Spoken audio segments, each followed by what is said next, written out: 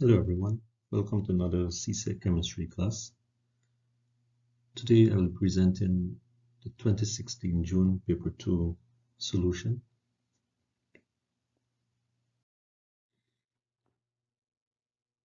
The data analysis question for part A deals with determining the melting point of an unknown solid E. In this question you'll be asked to record the temperature readings as a group of students carried out an experiment to determine the melting point of that unknown compound, solid rather, E.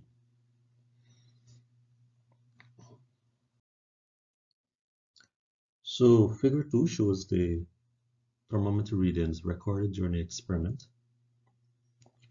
at different time intervals.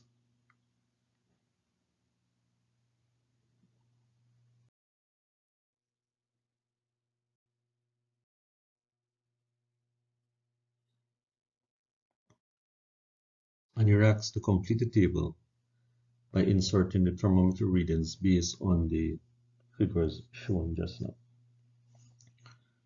So at time 1, that reading is going to be 73 degrees Celsius.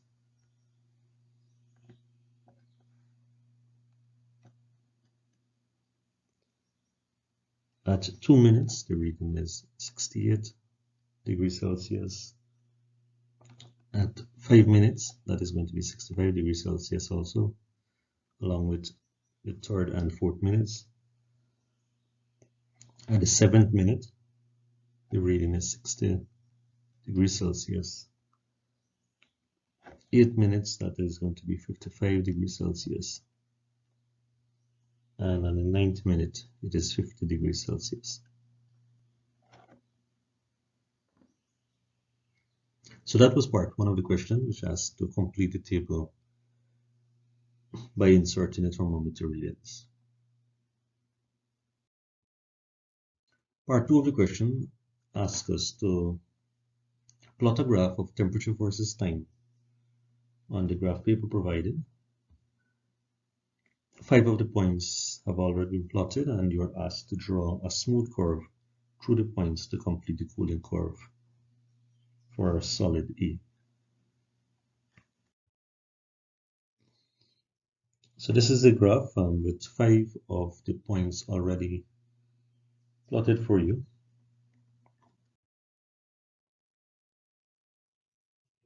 The new points are plotted in red, the other 5 points, and the cooling curve drawn as shown on the screen.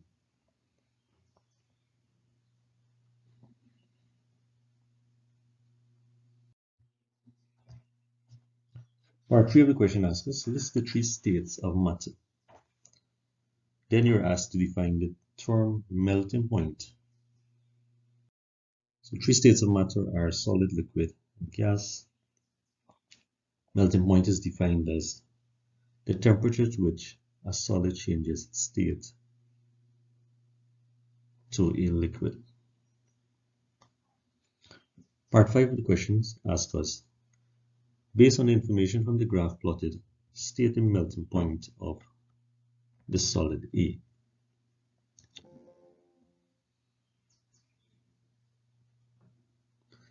So, based on the graph, the melting point is going to be 65 degrees Celsius. How do we get that? Now,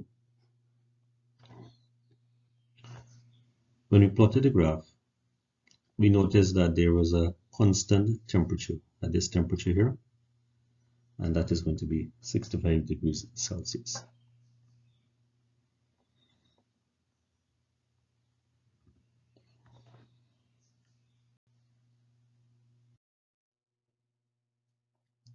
Part 6 of the question asks us, based on the graph again plotted, identify the time range during which there should be a mixture of liquid and solid in the boiling tube.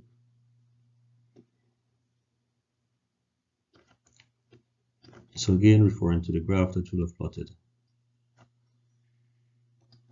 that is going to be the reading during this period here. All right, and it should be within a time of 3 to 5.5 minutes.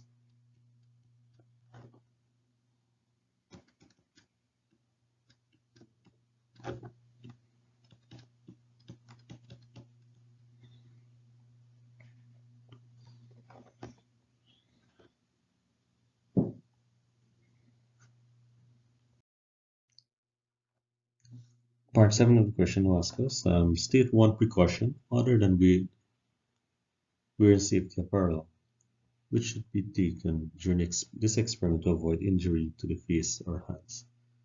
You can have either of the precautions stated on screen here.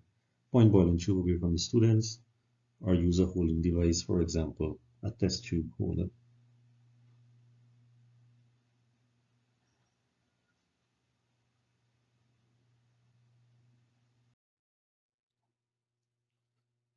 You're then asked to complete figure 4 by drawing the arrangement of the particles at 0 minutes, and 10 minutes. You're asked to use a dot to represent a particle. So at 0 minutes, we will have had a liquid, all right, present, and at 10 minutes, we will have a solid. So basically, you're asked to draw, or to show by drawing, the arrangement of particles of a liquid compared to a solid. So your answer should be like what is shown on screen. Where we have the liquid, the particles are arranged randomly, and the solid, they are packed closely together in a regular pattern.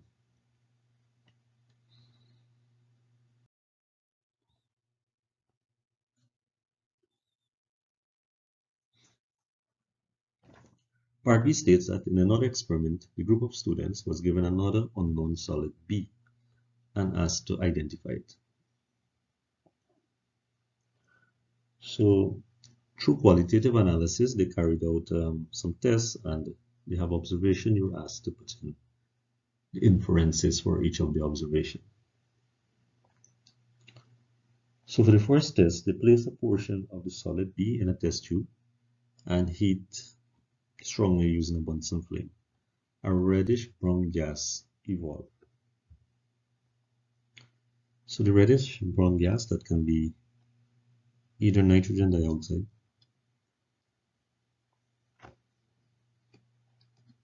which is showing that a nitrate is present,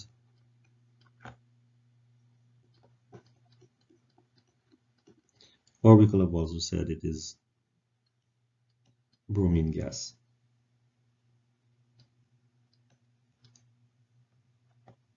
So any out of these three answers here will have given you your 1 mark.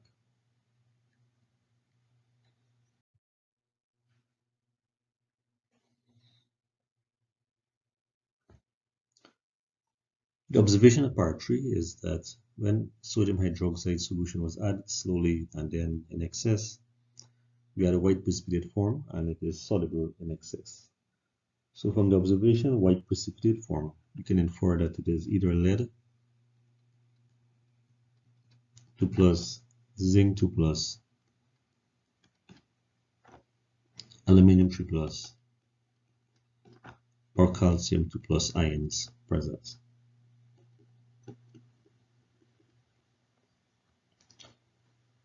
From the observation of soluble, the precipitate was soluble in excess sodium hydroxide solution, we can eliminate the calcium ions, and so we can now infer that it is either lead 2 plus, zinc 2 plus, or aluminium 3 plus ions present.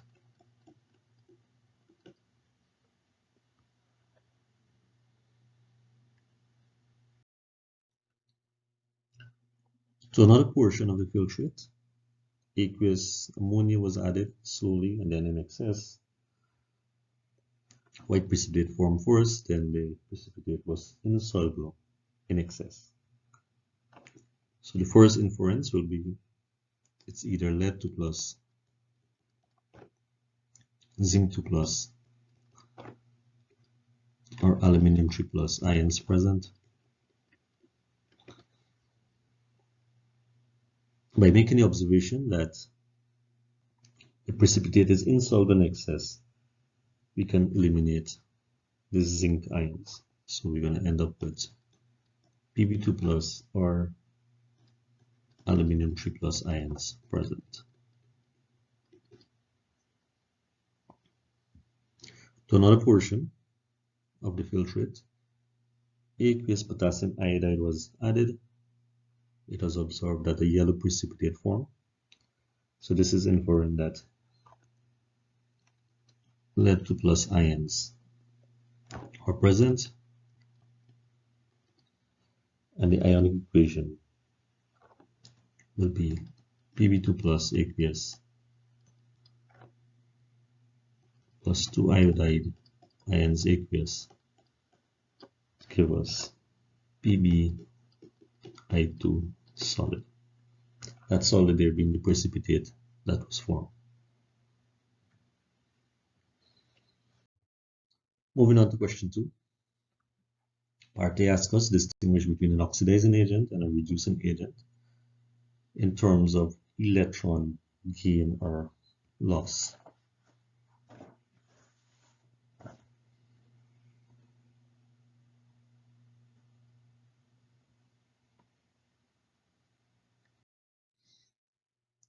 So oxidizing agent, it gains electrons or reduces electrons in a species, whereas reducing agent loses electrons or it increases electrons in a species.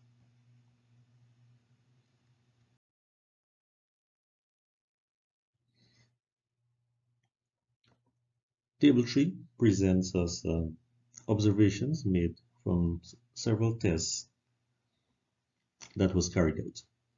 You're asked to use information in the table to answer the question that follows.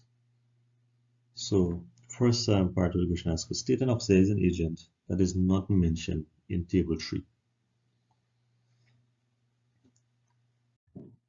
So you'll have to just mention one oxidizing agent. I'm just presenting to you a couple more. So we had potassium dichromate, we can have fluorine, chlorine, bromine, oxygen, hydrogen peroxide, or the concentrated nitric acid or sulfuric acid.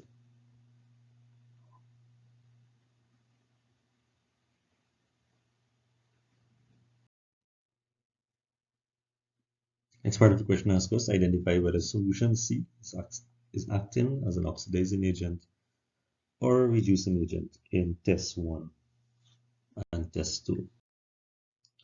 In test 1, solution C was acting as a reducing agent, and in test 2, it was acting as an oxidizing agent.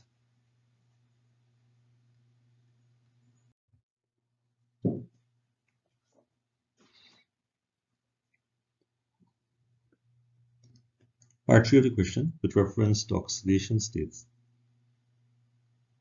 Explain each of your answers in B2. So for test 1, there's a decrease in oxidation number state. The manganese ion moved from that negative charge, which was purple, to manganese 2 plus, which would be colorless. Or we could have also said that the manganese moved from +7 to +2. Alright, so it's still a decrease in oxidation number there.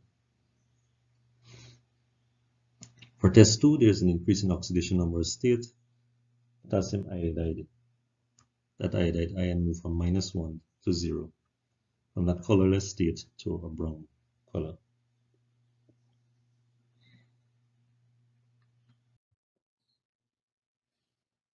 Part 4 asks us to write an ionic equation with state symbols for the reaction that took place in test 3. That equation will be Fe solid plus copper 2 plus aqueous to give us copper solid plus Fe2 plus aqueous.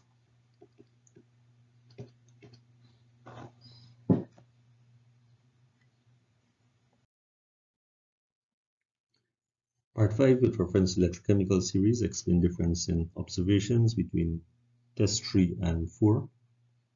So for test 3, iron is higher than copper in the electrochemical series or the reactivity series, so it will displace copper, or we can also say that iron is more reactive than copper.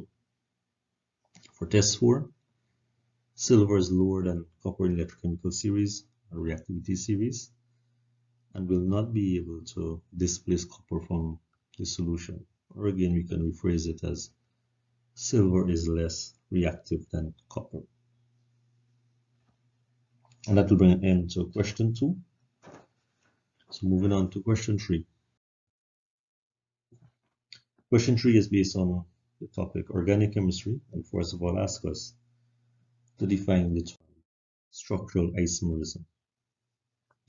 So structural isomerism is defined as the occurrence of two or more organic compounds with the same molecular formula but different structural formula.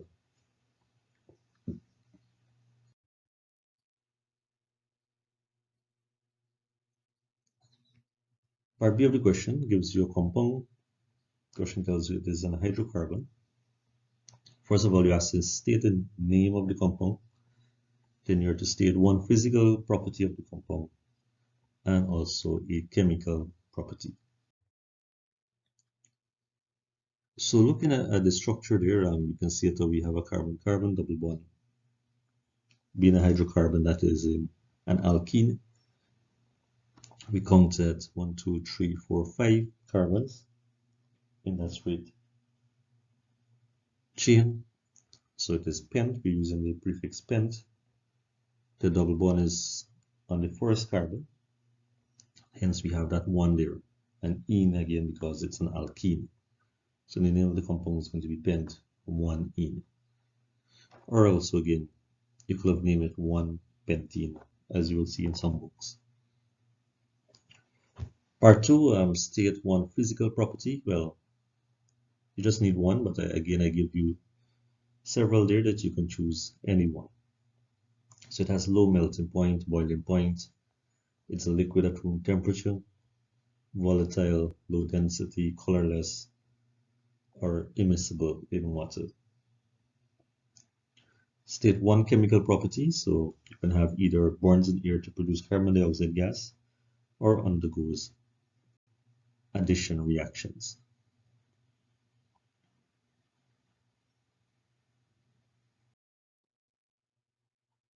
Part 4 of the question asks us to draw the fully displaced structural formula of compound P and one of its isomers.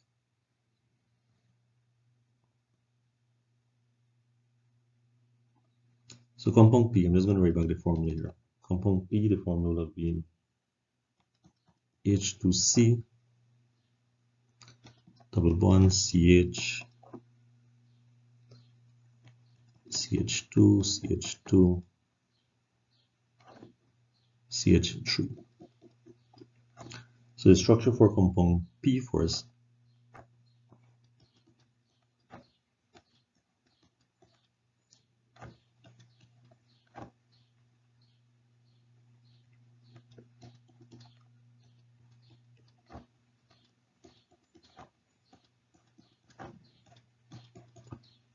And as I mentioned in my early videos, do not just draw the carbons with dashes. Ensure that you're drawing out your hydrogens also. Good, so that is going to be compound P, one isomer. You can simply just change the location of our carbon-carbon double bond.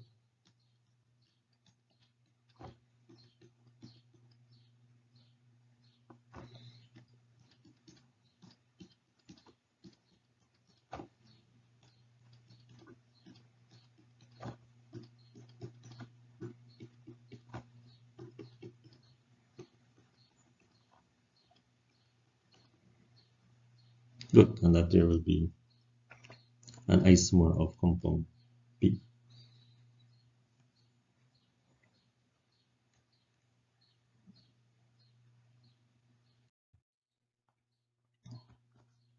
Alright, save the question. Says here the compound P reacts with hydrogen gas in the presence of a catalyst to form compound Q. That's us now to draw the fully displayed structure of one branch isomer of compound Q. So we cannot draw a straight chain isomer, we must draw a branch isomer. All right. So compound P was an alkene, pentene. Reacting it with hydrogen gas in the presence of a catalyst will form pentane. All right. So one branch isomer can be 4 carbons in a straight chain with a branch. So we have 1 carbon on that branch, which gives us a total of the 5 carbons.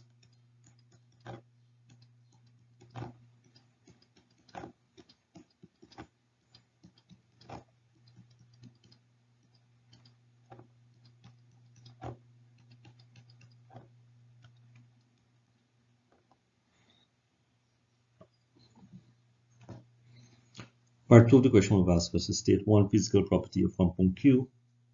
Again, low melting point, low boiling point, liquid at room temperature, miscible in water.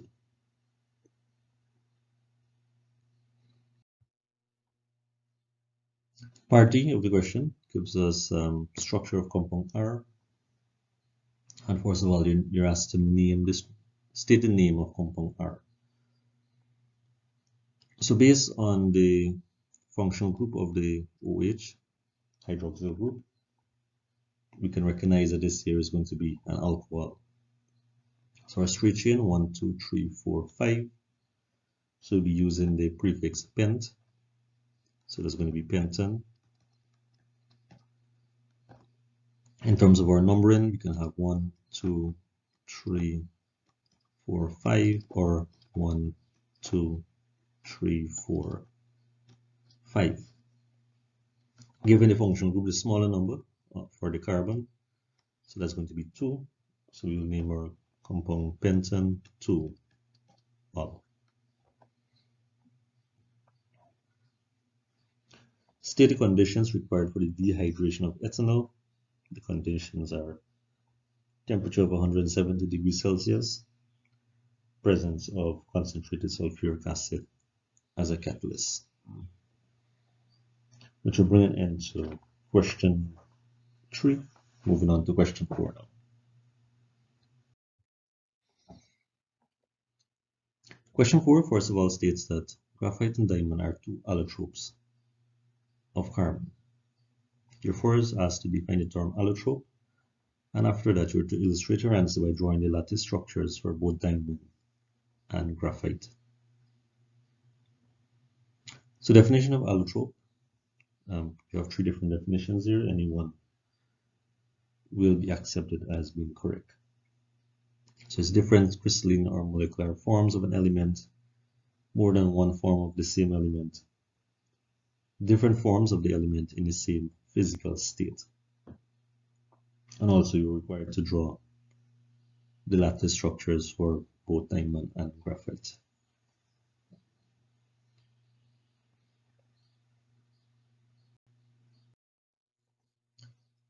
Part B says here that like metals, graphite can conduct electricity, but diamond cannot conduct electricity. First of all, you're asked to describe the bonding present in metals and then explain in terms of bonding why graphite conducts electricity but diamond does not conduct electricity. So the bonding present in metals it can be described as an orderly arrangement of positive ions with a sea of mobile electrons. Alright, we can even state that this here is metallic bonding.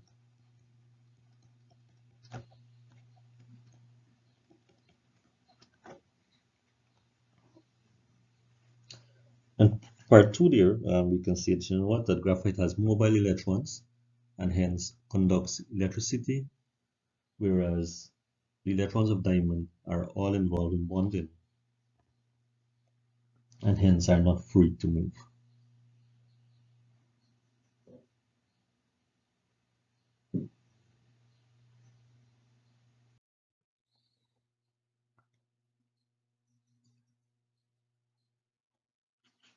Part C of the question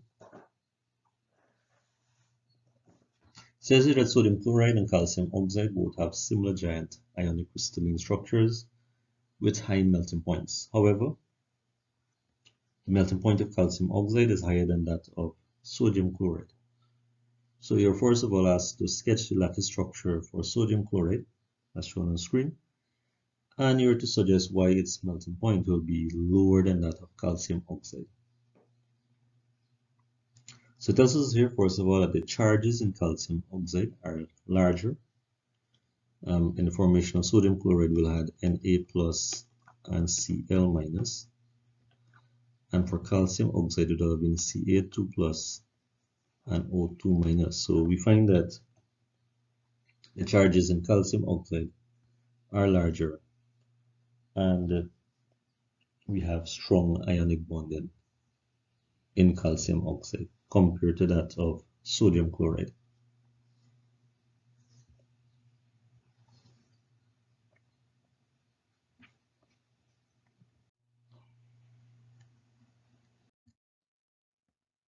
Moving on to question 5. Question 5 is also based on organic chemistry, just as question 3.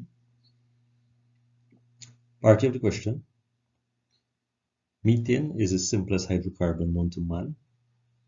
Identify the type of bonding present in methane and state a reason for your answer. So the type of bonding that is present in methane is covalent bonding. Why is it covalent bonding? Well, carbon is a nonmetal, hydrogen is also a nonmetal. And then whenever we have two nonmetals forming a bond, it will be covalent bonds.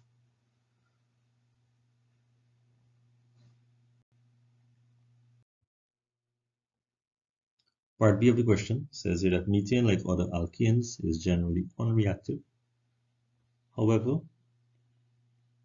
under certain conditions, it can undergo reactions with chlorine, forming carbon tetrachloride. You're asked to write an equation, a balanced equation, for this reaction. So the equation is going to be CH4 plus methane plus Cl2 to give us CCl4 plus HCl. Balancing the equation, we're going to have 4Cl2 and 4HCl. State the type of reaction that is taking place. With alkanes, they undergo substitution reaction. And identify the reaction conditions. It will be the presence of UV light.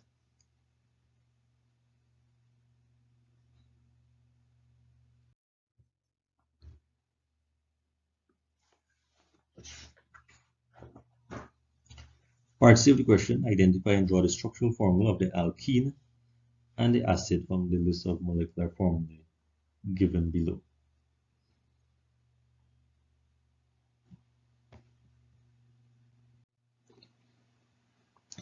So let us look at the general formula for alkene. Alkene general formula is going to be CnH2n, whereas the acid general formula will be CnH2n plus 1 COOH. Alright, so the first one here we have 4, and that's C4H8. So we see this here is going to be the alkene. Alright, so the alkene is going to be, we can write this here, alkene. Next one we have C4H10. That's actually an alkene, right? So this is not any. And we see we need 2 oxygen. Alright, so yes, this will be our acid, or it can be the acid. Here we have 1 O, so this is not the acid. Alright, so we'll have that C4H8O2 will be the acid. So drawing out the alkene, C double bond. Again, we must have a carbon-carbon double bond present.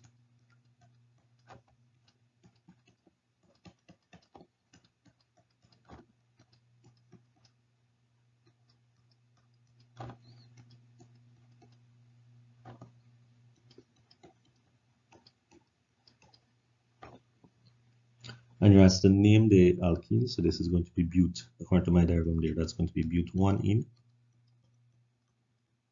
Or we can also write the formula C4H8 here.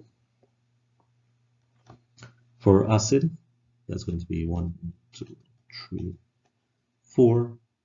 We have a double OOH on this carbon, and we have hydrogens attached to the others.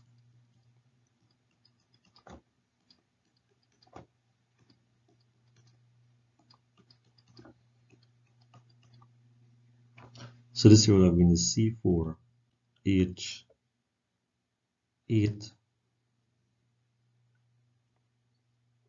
O2, or simply C3H7 COOH, and this is butanoic acid.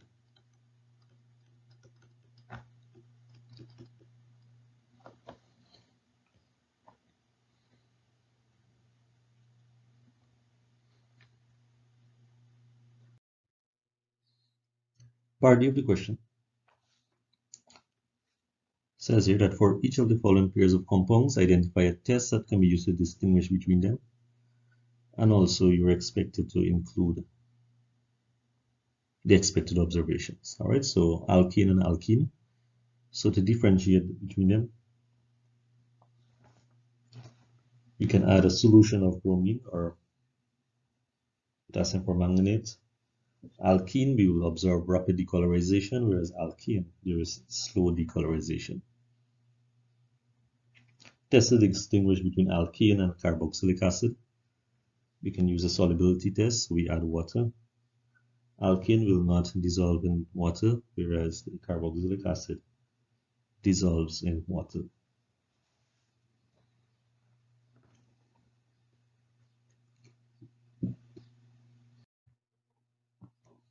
Moving on to the final question. And this question is based on metals. All right, so part A talks about ore of aluminium being found in Jamaica and Guyana. Part 1 of the question asks us, briefly describe the extraction of aluminium from its name ore.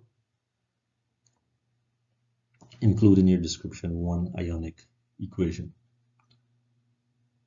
Alright, so this here we'll talk about the ore. Bauxite is first dissolved in cryolite, then electrolyzed, and we have aluminium being produced.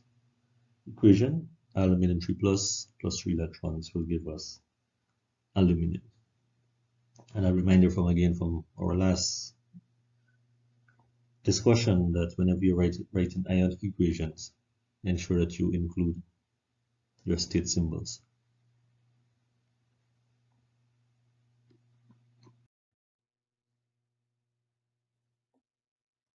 Part 2 says that although aluminium ore is mined in the Caribbean, the extraction of aluminium usually takes place in other countries. Suggest one reason why it may be difficult to extract aluminium in the Caribbean.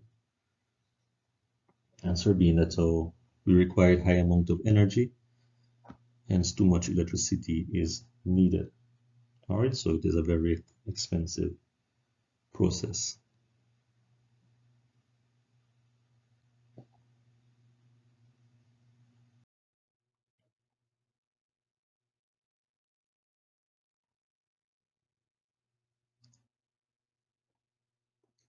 Part B of the question says that an alloy can be described as a mixture of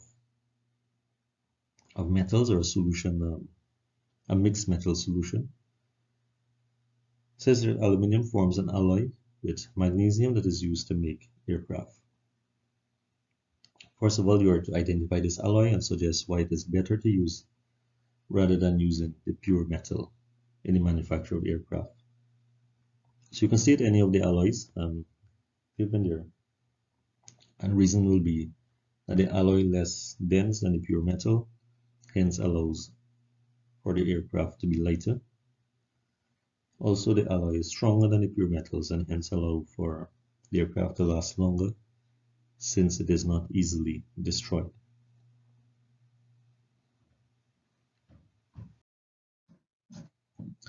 Final part. Some metals can be useful to man, yet harmful to the environment. You're to comment on this statement with reference to mercury. So in terms of being beneficial to humans, we can use mercury in thermometers, barometers, in dentistry, and also in gold mining. Right? Now in terms of entry of mercury to the environment, we can have that through broken thermometers, barometers, light bulbs, or improper disposal of these items or batteries, or indiscriminate gold mining, which can happen in our gold mining process. Negative impact on the environment will include poisoned fish and the persons who eat the fish, to lead to death. We can also have, through mercury poisoning, we can have mood swings or psychosis. Okay, so this is bringing an end to the solutions to 2016 May-June paper 2. Remember to like the video and subscribe to my channel to receive further notification whenever I do upload another video.